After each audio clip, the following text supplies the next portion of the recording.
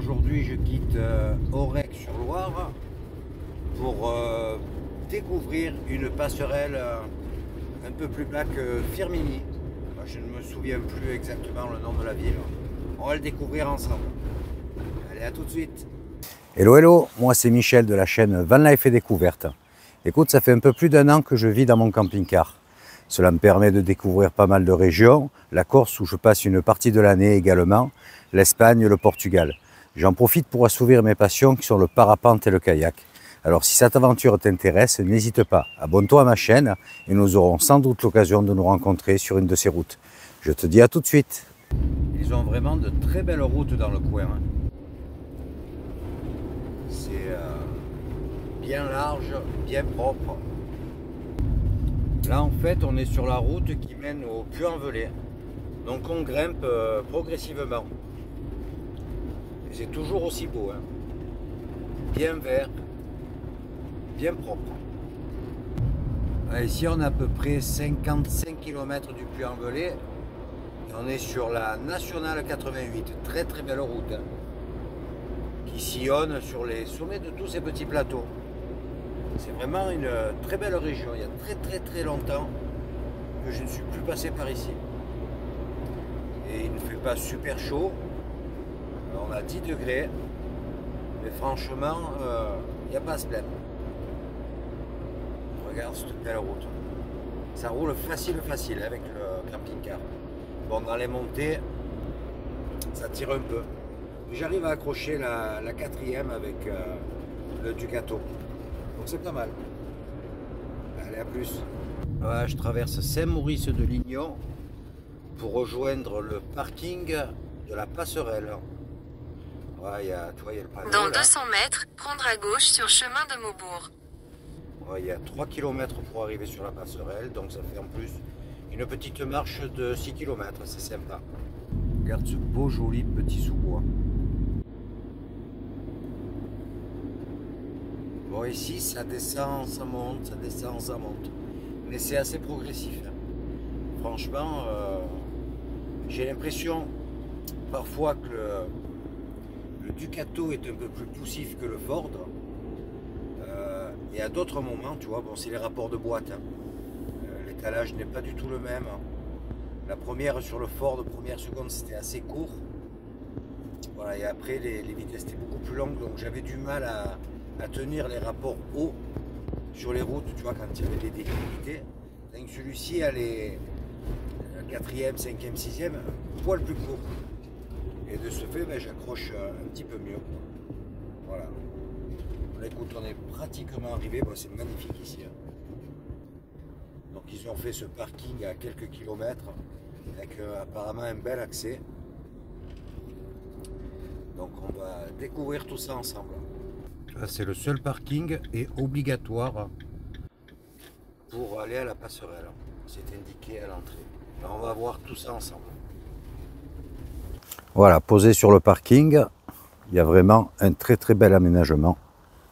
Tu vois, tout ce côté-là, c'est réservé pour les bus, les camping-cars, et en face, les voitures.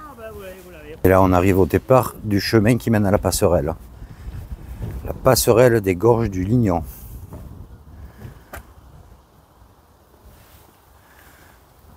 Voilà, on voit que l'aménagement est assez neuf. Donc il y a 3 km, tant combien ils disent. Il y a un panneau devant, je vais te dire ça de suite. 3 km 7, 1h20 pour accéder à la passerelle. Et à côté, tu vois, il y a une aire de jeu pour les enfants. Donc plutôt sympa si tu viens en famille. Ils ont même prévu des toilettes, tu vois. Donc c'est bien foutu. Très beau départ de chemin. Petite table pour pique-niquer. Bon, je pense pas que ça sera comme ça sur les 3 km 7. Mais dès le départ, il y a une belle installation. Il y a vraiment un magnifique parc. La rivière qui coule juste à côté. Ah non, c'est un étang. Là, j'arrive en face de ce... Comment on pourrait dire? Ça ressemble à une bourrie, mais ça n'est pas une. C'est la glacière. En fait, ça servait à stocker la glace prise sur les étangs. On va aller voir ça de plus près. C'est super beau, hein.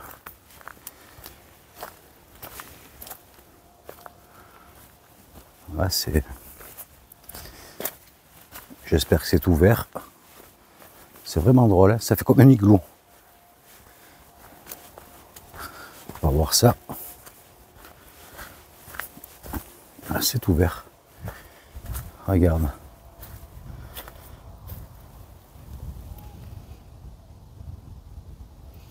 Tu vois comme c'est fait dedans? C'est hyper profond, hein. Ah, je suis pas sûr qu'on arrive à voir l'intérieur. Hop là.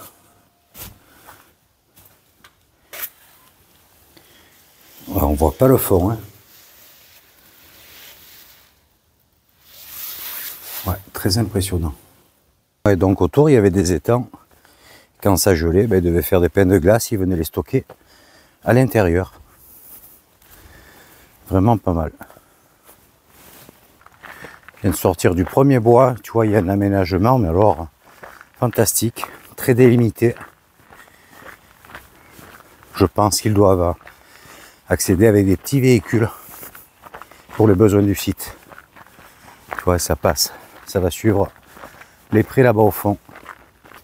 Je continue de progresser dans ce magnifique sous-bois. Là, ce sont tous des épicéas. Tu vois. Bon, il y a grosso modo un peu plus de 3 km pour accéder à la passerelle. Le chemin est très propre. Mais il y a des portions comme ici, tu vois, où il y a pas mal de descentes, de montées. Donc c'est pas forcément à la portée de tout le monde. Voilà, le chemin est très propre, hein, bien entendu. Mais tu vois, là, ça descend un petit peu. Donc le retour, il faudra grimper. Regarde ce beau petit vallon. Tu vois, tout à l'heure, je suis sorti du bois où tu vois la serre là, avec les ballots de paille. Donc de là-bas à travers ce bois jusqu'ici, 1 km. Et là j'arrive sur le plateau. Tu vois, on continue de progresser. Encore 1,4 km pour arriver à la passerelle. Et là tu as toute la vallée. Ouais, sur ce parcours, tu vois, à mi-chemin, tu as le relais de la passerelle. Et il y a également un petit parking. Donc il est certain que si tu arrives là et qu'il y a pas mal de voitures, en camping-car, c'est compliqué pour se garer. Mais il y a donc plusieurs possibilités pour stationner. Et je pense qu'au niveau de la passerelle, il y aura peut-être encore autre chose. On va bien voir en cheminant. Voilà, premier visuel sur la passerelle. Tu vois, on continue de progresser. Bon là, on vient de faire une belle descente. Donc tout à l'heure, ça va être chaud. Donc apparemment, il y a un petit village à côté également. Faut bien vous renseigner là pour venir ici, parce que ça fait un bon crapahut là ce qu'on vient de faire. Pas tant en distance, mais il y a du dénivelé, donc c'est pas évident. Donc il y a des points pour stationner un peu plus proche. Ça y est, on arrive au départ de la passerelle. Il y a un petit aménagement pour ceux qui viennent en vélo et un petit panneau. On va regarder ce qu'ils disent. Voilà, alors cette passerelle fait 268,50 m. Et elle culmine à 78 mètres du sol, pour une largeur d'1,20 m. Ils ont même notifié le diamètre des câbles porteurs de 72 mm et les câbles au vent 40 mm. Allez, j'arrive à l'entrée de la passerelle. Il y a pas mal de monde dessus, tu vois. Premier pas sur la passerelle. C'est super stable. Et en dessous coule le Vignon du Velay. Belle petite rivière. Hein. Vraiment une chouette petite passerelle. Hein. Puis alors, une stabilité. Bon, il y a de beaux câbles hein, en même temps. Et il y a beaucoup de monde. Hein. Et tu vois, on a traversé là, en crête de ce bois. monter sur le premier mamelon en face. Et on peut dire qu'on est pratiquement au niveau de ce grand pré là-haut. Donc ça grimpe. Ouais, il y a une très très belle rivière. Hein. Mais cette eau verdâtre, ça fait bizarre. Voilà, traversée de cette jolie passerelle. Maintenant, plus qu'à remonter au camping-car.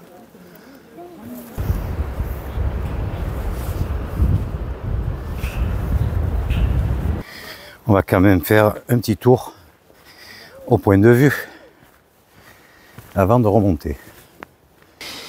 Il y a vraiment un bel aménagement. Hop là, regardons mes pieds quand même.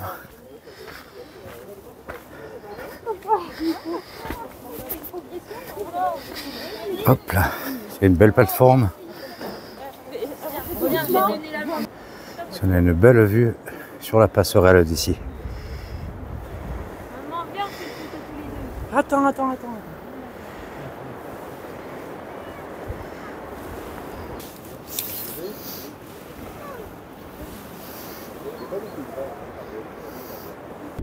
Ça y est, fin de cette petite balade, découverte de la passerelle.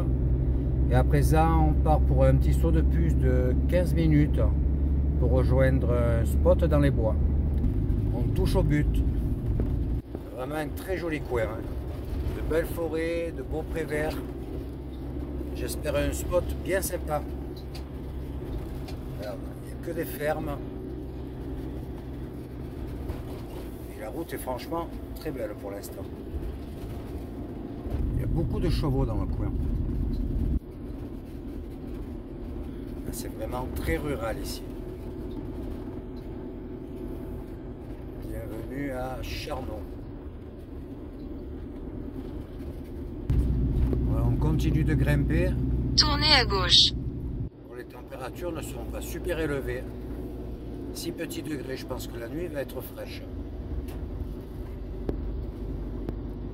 Écoute, le spot sera Continuez pendant 1,5 km. Voilà, il me reste 1,5 km. Voilà, je suis arrivé au spot, mais malheureusement, il y a des travaux forestiers, donc c'est fermé. Tu vois, c'était génial, hein, table de pique-nique derrière. Donc, il va falloir se dépêcher de trouver un autre spot à présent. Grimpe un peu plus, bon, mais en espérant que cet emplacement ne soit pas aussi interdit. Ouais, ils sont en train de faire des coupes en ce moment, là. On verra bien. Bon, là on est à 300 mètres. Ça grimpe un peu. Ça y est, spot trouvé à grosso modo 500 mètres de l'ancien là, qui était bloqué par les travaux forestiers. Écoute, on est en plein milieu de la forêt là. C'est hyper tranquille. Bon, il fait frais hein, par contre. Je te laisse regarder. Tu vois, on est vraiment dans les arbres. Il y a une esplanade. Ça fait comme une aire de retournement. Voilà, c'est plus que calme, bien à plat, en pleine forêt. Je pense que la nuit va être très tranquille. Voilà, très fraîche, mais très tranquille. Allez, je te dis à demain. Ciao, ciao, passe une bonne soirée.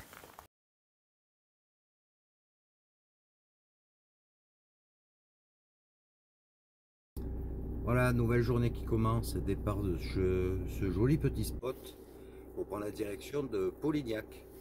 Voilà, et puis je vais m'arrêter en route là parce qu'il y a très peu de réseau pour me faire un petit itinéraire. Allez, à tout de suite. Allez, c'est parti. Vite cette petite forêt. Donc là, je vais prendre cette minuscule route sur quelques kilomètres. Donc ici on est aux alentours des 1000 mètres. Donc ce matin il y avait moins 3 degrés. Voilà, la température est bien remontée. On a 10 degrés à présent. Donc ça va. C'est vraiment un magnifique sous-bois. Fin de cette jolie petite route pour reprendre la 88 à présent. Et on voit la neige tout au fond sur les monts. J'arrive au pied de Polignac et sa forteresse. Petite pause donc à Polignac avec son air camping-car. Il y a tous les services et un grand parking où je me suis garé juste un peu plus bas. Donc là, il y a l'accès pour monter à sa forteresse. Et là, donc, le grand parking. Bon, il n'y a absolument personne. J'arrive sur la place du village. Là, il y a son église. Avec ses pierres. C'est très volcanique ici. C'est une jolie petite place. La poste, la mairie. Et de ce côté, tu vois, là, il y a la billetterie pour aller à la forteresse. Et on aperçoit donc la forteresse. Voilà, c'est l'accès à la forteresse. Donc, entrée payante à 6 € de 10h à 17h. C'est fermé entre midi et 13h30. Allez, on attaque. Voilà, on voit bien cette face, mais du côté route, l'accès au village, je trouve que la face est bien plus jolie. Elle a été construite au XIe siècle et jusqu'au XVIIe siècle, ils ont fait des aménagements. Tu vois, il y a un bon petit dénivelé, ça grimpe de suite. En bas, il y a le parking où je suis garé et à côté, l'aire camping-car. Allez, premier accès. On vient juste de passer le portillon. On tombe sur la première tour. On continue d'avancer. Et là, on passe. On peut appeler ça une première tour. C'est vraiment l'entrée du château. Ça y est, entrée du château. Salle de garde. Ah, il y a des...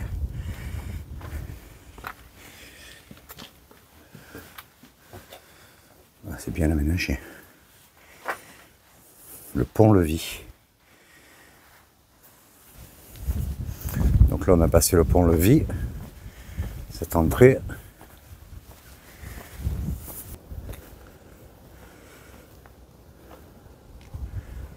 Donc la tour de la Gienne, en fait, c'était la prison.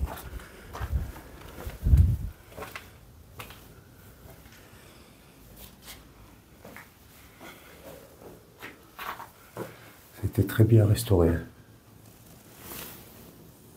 Donc c'est quand même assez grand et il y a un sens de visite.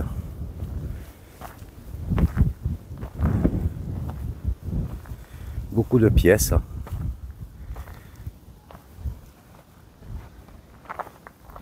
Et la grande tour ici.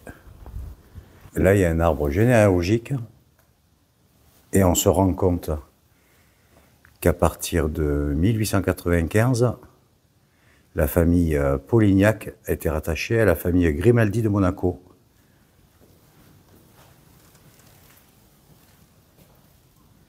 Et tu vois, en dessous,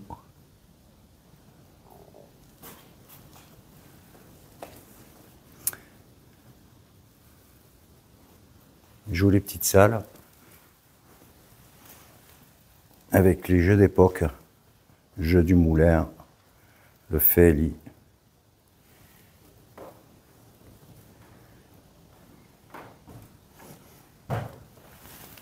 La petite tour de guet. Il doit y avoir une belle vue de là. Donc là, je suis à l'intérieur de la tour de garde.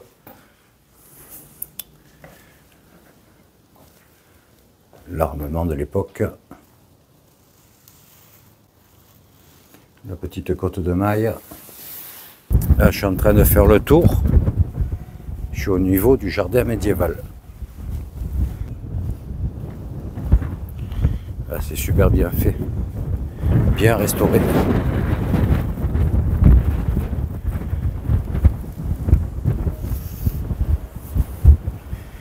Petit potager. Les plantes aromatiques. Les fleurs.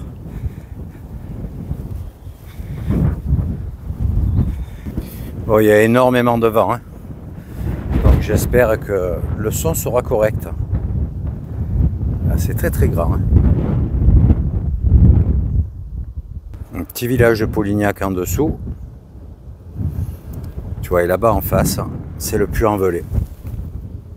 Tu vois, au milieu de l'écran, on devine la statue de Notre-Dame de France du Puy-en-Velay. On a une très très belle vue. Les sommets tout enneigés au fond. très très belle vue sur la vallée. Donc malgré tout, il y a des zones qui sont fermées. Tu vois, ils sont en train de restaurer. Bon, ça doit être les parties les plus anciennes. Il y a du boulot, hein. Mais franchement, c'est très beau, très propre. La visite vaut le coup. Le petit cimetière taillé dans la pierre. C'était pas grand, hein.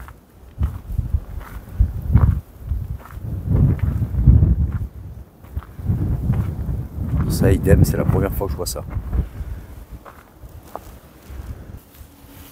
Il y a une multitude de bâtiments. Bon, certains ce ne sont plus que des ruines. Le puits de l'oracle et le puits de l'abîme. Tu vois la photo, c'était plutôt profond, hein.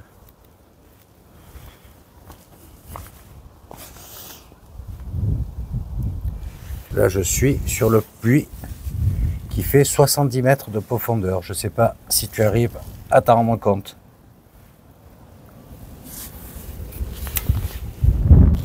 Tu vois, ils ont fait une belle photo.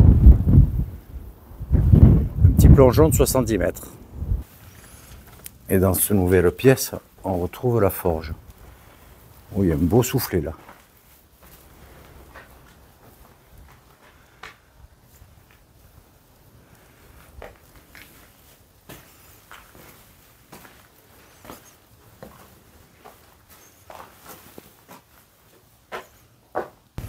Et là, j'arrive au donjon.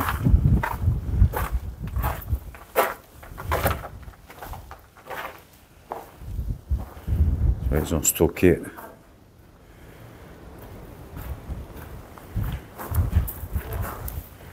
le masque d'Apollon. Premier étage.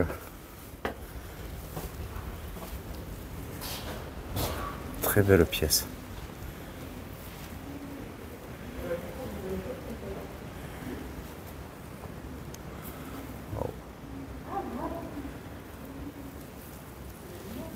C'est très très haut. La cuisine avec le foyer derrière et les petits saucissons. Tu crois qu'ils sont encore bons? Allez, on continue de monter par ce bel escalier de pierre où ça tourne. Voilà. Après le bonne grimpette, on arrive sur le donjon. Je ne sais pas si tu arrives à entendre le vent. Oh. Ça souffle. Donc là, tu vois, ça a été tout protégé. Ah, j'espère que tu m'entends. Une vue magnifique.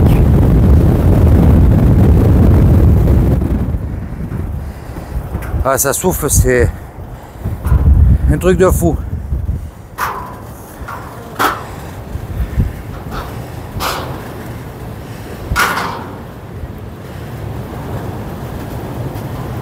Quel beau visuel.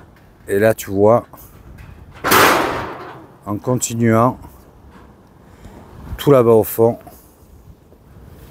c'est Brioude. Allez, on prend le chemin du retour. Très très belle visite. 6 €, honnêtement, ça vaut le coup. Ça fait une bonne heure que je suis dedans. À l'aise, le temps de prendre, de faire le tour, de rentrer sur tous les bâtiments ouverts. Plus le donjon à présent. Une belle grimpette pour sortir tout en haut. Allez, direction le camping-car et un petit arrêt sur la route avant Brioude. Je pense que ce soir je vais me poser du côté de Brioude. Je suis en plein contre-jour. Voilà.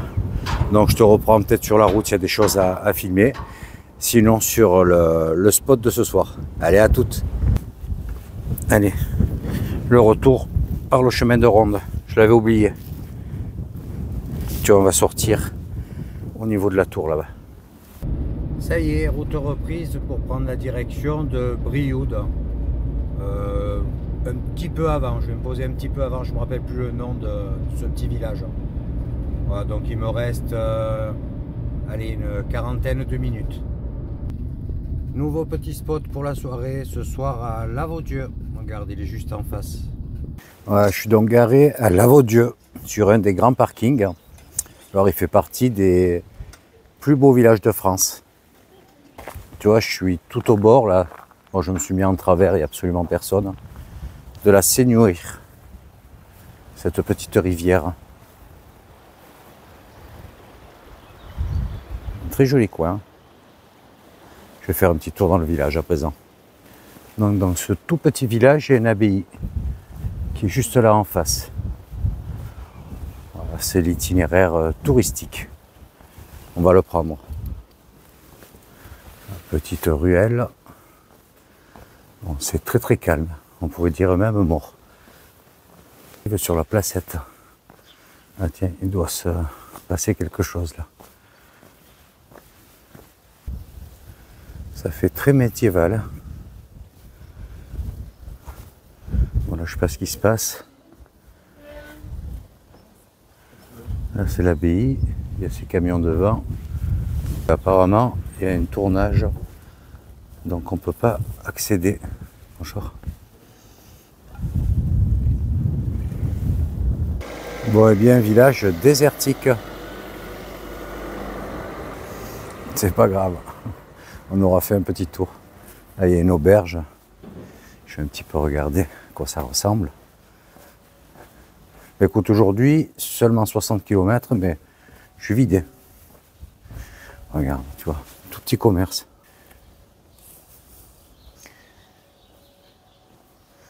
Mais bon, tout est fermé. Allez, retour camping-car.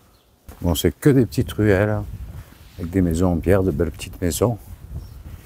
Mais alors, à croire que c'est habité que certains jours ou certains mois de l'année. Un joli petit pont, tu vois, et sous le pont, ben, il y a des paquets de bois qui ont été traînés avec les orages. Ça, quand c'est en crue après, il y a quand même de belles maisons avec de belles façades. Tu vois l'abbaye, vue d'ici. Et la rivière juste en dessous. Regarde ce qu'il y a dessous.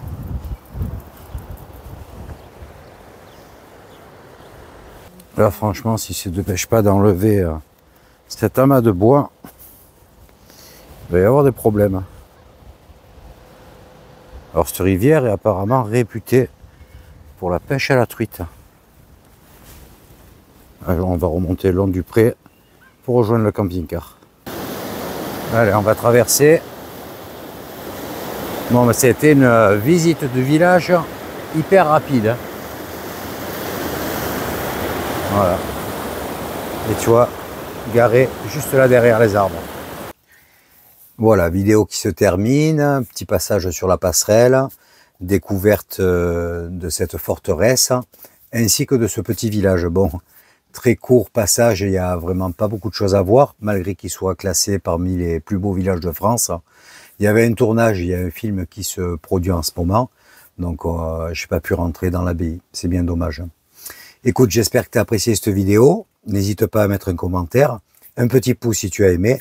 Et surtout, n'oublie pas d'activer la cloche pour suivre la prochaine vidéo. Je te dis à très vite. Ciao, ciao.